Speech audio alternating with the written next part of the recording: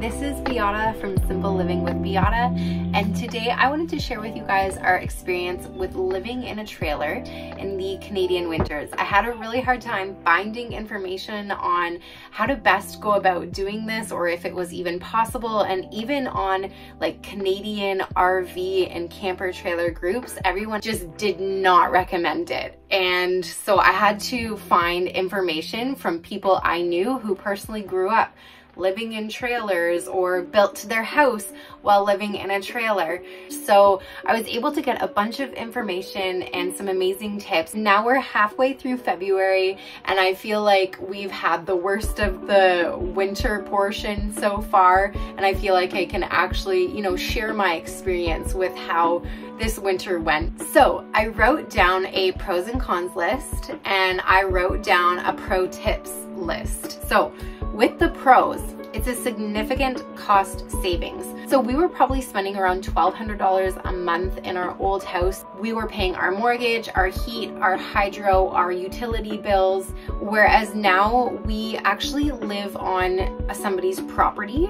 They have a house on the property and we are tied into their home. So we pay above and beyond what they paid basically last year. They take a look month by month, what did they pay last year, and we pay the hydro bill above and beyond, or the internet bill above and beyond, and we have our own propane tank. So when the propane bill comes in, we pay that. So far in the winter, we've been paying around $400 to $450 a month for hydro, internet, and heat.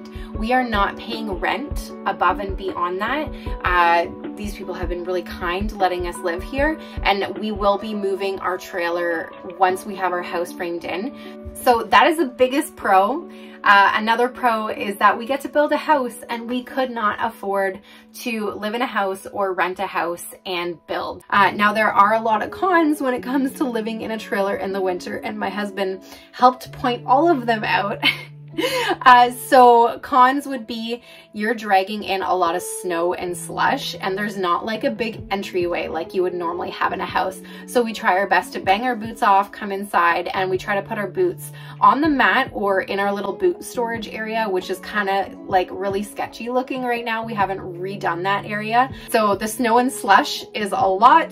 The next thing is that these windows, they're not made for the winter. You can feel it. And when we cover our windows on really cold days and nights, there's literally a layer of ice that forms, like a thick layer of ice. It's nuts. So they definitely bring in a lot of cold air. It's not an efficient space to heat. So for us, our heat bills have been about maybe $250 a month to heat our trailer. And you know what? At the end of the day, it's saving us so much more money. It's okay, but it's not good for the environment to be, basically blowing heat outside. So definitely, if this is a long-term solution, I do not recommend. So another con is that we are running a heater under our trailer 24/7 on low. So we made sure that we bought a heater that if it tipped over or it got too hot, that it would shut off. And we had to buy an expensive extension cord to go from the house to underneath our trailer to heat the underside to make sure our pipes didn't freeze. We also had to spend a lot of money on 1-inch high efficiency foam boards that go all around the base of our trailer, and that took a lot of time, but it was well worth it because we haven't had a single issue with freezing pipes, and we have been through -30 weather here. Okay, so the other thing is our fridge died, and I've heard this is common with people living in trailers in the winter. They're just not made for the cold air that can come through the vents, and our fridge died. We haven't had anyone to take a look at it yet. I just borrowed my parents' mini fridge, which is taking up a lot of space, but honestly, it was just easier for the time being to just have that mini fridge. But anyways, another con is that we've been pulling all our furniture 1 inch away from the outside walls, especially on the bump outs. So we're trying our best to keep our couch away from the wall, just that 1 inch to allow for airflow. Also so that our couch doesn't freeze to the wall, which has happened a few times. We also bring our bed out 1 inch from the wall, and when I make the bed in the morning, I pull the pillows away from the wall. We all try to pull the pillows away from the wall when we sleep because they get cold and damp. Which brings us to the next con, is that we have a dehumidifier running 24/7 in our camper. So now I don't think this is necessarily something that you could fully do off grid with a generator, but because we are tied into the grid, it has been completely fine. We just have to make sure that our dehumidifier runs on a different circuit than our heaters, our electric heaters, and our air fryer. So the other con would be cost of propane is going up.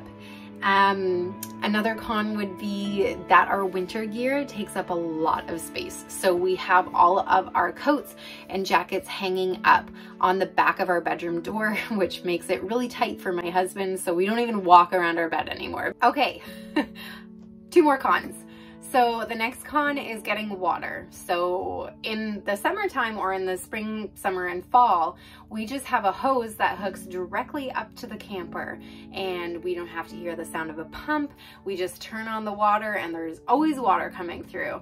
In the winter, we fill up our tank so that we don't have our hose getting completely frozen. And there are ways around this. You can get a heated hose, but the heated hose that we wanted to get, the one that was really high quality, was $1,000 for like 75 feet, which is way too expensive. So we just decided to fill our camper like every 3 days when we need water, which has worked perfectly fine for us.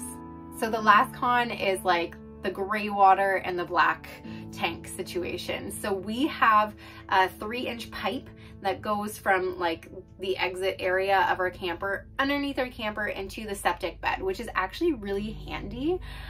But we probably should have put some heated wire around our pipe because half of it is under our trailer and then the other half of it is outside. So on those like -20 days, we're pretty sure that the septic and the gray water did freeze, but then a few days later it would thaw and then things would start flowing again.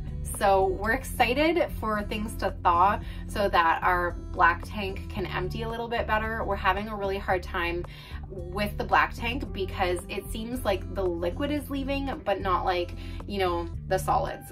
So it's getting a little bit gummed up in there, which is probably TMI. So sorry about that. So all of these cons, they're really just first world problems. Honestly, like if you're willing to live in a trailer while building your house, you are going to be just fine. These are just things to think about. So I'm gonna give you guys some pro tips.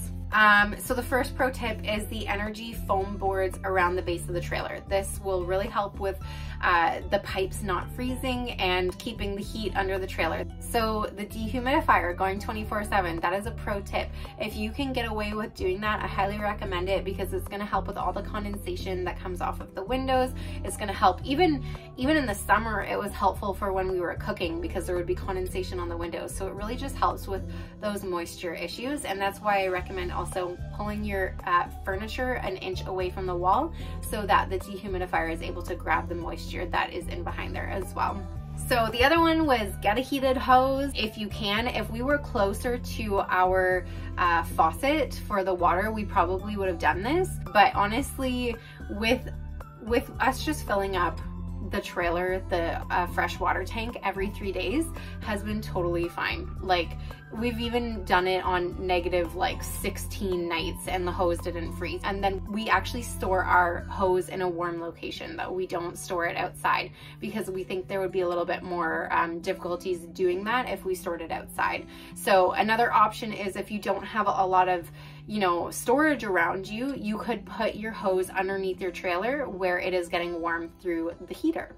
Another pro tip is to cover your windows at night or on really cold nights. So we actually didn't do this. It was something that I really wanted to do. I was looking for wool blankets to make curtains out of for our windows and I never got around to doing it.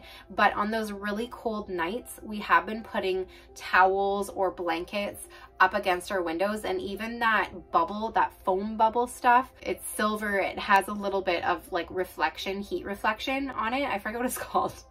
We used it on our floors as well. I don't know if it made too much of a difference keeping the heat in and the cold out, but anyways, our feet seem to be fine with the heater underneath the trailer anyways. The other thing we did was we plastic wrapped our windows, and that has made a huge difference. Actually, this one here is not plastic wrapped because it fell off, and I, again, have just been too busy doing other stuff to notice, and there's definitely way more condensation coming from this window than any of our other windows. So the plastic wrap really, really helped with heat loss as well. The other thing is you can get a small wood stove. This is something that we considered. We actually ended up buying the wood stove, and we have it in storage, and we're going to use it on our property for a different purpose. Going back to the windows, the other thing you can do is you can cover your windows on really cold days. So this is something that we did when it was colder than -25. We would just cover up most of our windows, leave 1 or 2 for sun exposure, and then turn the lights on. The other thing we did was anything that was colder than -25, we turned on our space heaters. So we have these really cute radiant like oil heaters that are in our camper, and we just put them away when we don't need them. They have their own little spots, but when it's that cold out, it's nice to give the furnace a break, and to have that extra heat was really, really nice. Another great tip is to put carpets over your tip outs. So right now I'm in a tip out. My daughter's bed is in a tip out. So we have a carpet over hers, and we noticed that her floor near the tip out was much warmer than the floor where I'm sitting right now. So we ended up putting a yoga mat underneath our couch where the tip out was, because we found our feet were getting really cold when we were sitting on the couch. So that really helped there as well. Okay, so another pro tip would be the roof. There are so many different options that you can do. We ended up buying this like $180 can of this, like, it's not even rubber paint, but it's this waterproof paint, and it's supposed to really help in the summer with like reflecting the heat and making the camper less hot. But the other thing was that our roof was looking really gnarly, and it looked like it needed something, some sort of coat of something to help with moisture. And so I painted that on one of the last warmest days before winter. And what I've noticed is that the snow is just like sliding off the roof onto the tip outs and onto our deck and everything. So I have to be careful with the tip outs, making sure that there's not too much snow on it and not getting too heavy.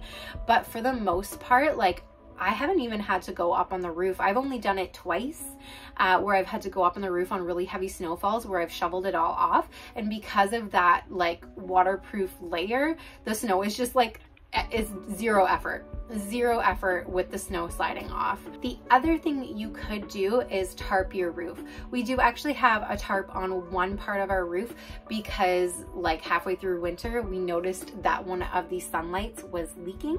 So we ended up putting a tarp over it and like something heavy on top to keep the tarp on there so that snow and water wasn't coming through there. And then in the spring, we can then go in and fix the leak that's coming through our sunlight.